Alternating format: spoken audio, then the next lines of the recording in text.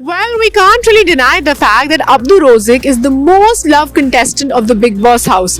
चाहे वो घर के अंदर की बात हो, घर के बाहर की बात हो, अब्दू रोजिक को हर कोई पसंद करता है. Also because वो बहुत क्यूट है, adorable है, उनकी एक अलग ही पर्सनैलिटी है, and he knows how to form that connection with the audience, and he is quite real when it comes to playing the game in the controversial show that is Big Boss season 16.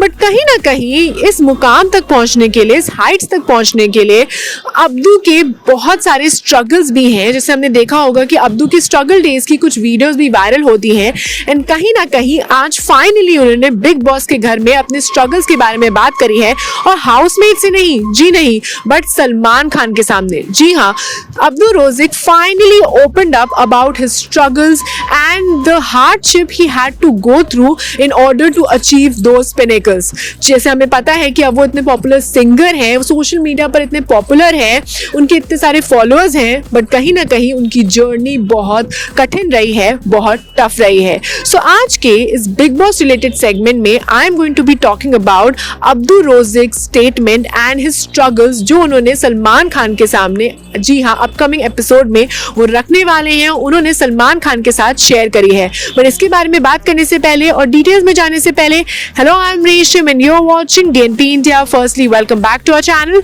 In case अगर अभी तक आपने हमारे channel DNP India को subscribe नहीं किया है, then what you waiting for, please कर ले. Thank you. So in the upcoming episode we will see कि Salman Khan will bash a lot of contestants and that includes Archana Gautam, Tina Datta, Shalin Bhanot and MC stand.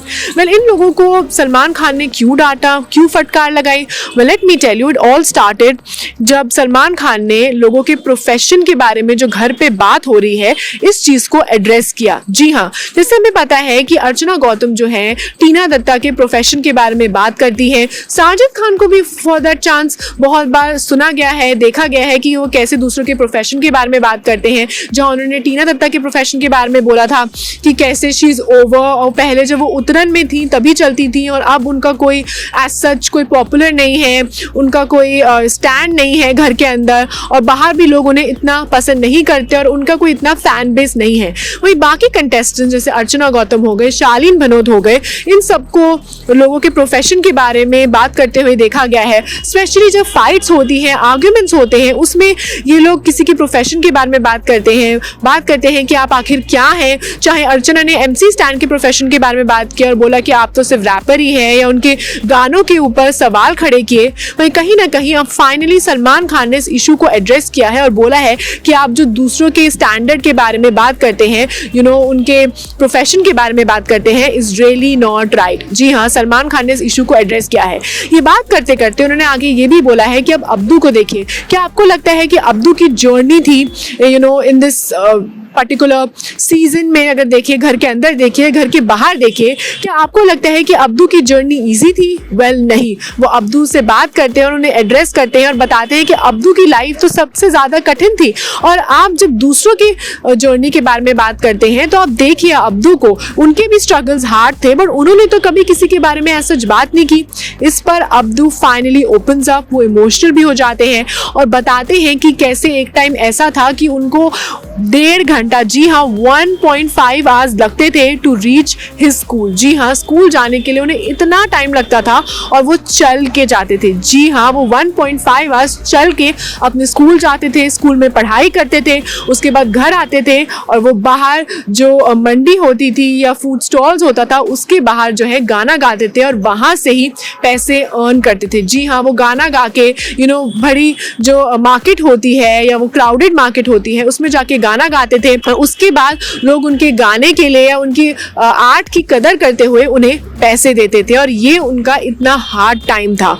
जहां मैं आपको बता दूं कि अब्दू ने ये भी बोला that he is the soul earner of his family. उनके बहुत से भाई बहन भी हैं, बट अभी वो पढ़ाई कर रहे हैं, उनके डैड भी हैं, मॉम भी हैं, बट अभी जो है अब्दू ही हैं जो काम कर रहे हैं उनकी मेहनत के दम पर. जी हाँ, उनकी लाइफ बहुत हार्ड रही है, बट अपनी मेहनत के दम पर वो आज इतने बड़े मुकाम तक पहुंच गए हैं, और उनकी जर्नी भी कोई इजी नहीं रही है. और दूसरों की जर्नीज पर, किसी के प्रोफेशन पर कमेंट करना इज रियली नॉट राइट। जब हाउसमेट्स अब्दू की जर्नी के बारे में सुनते हैं, उनके हार्डशिप्स के बारे में सुनते हैं, तो वो भी इमोशनल हो जाते हैं अब्दू के साथ साथ।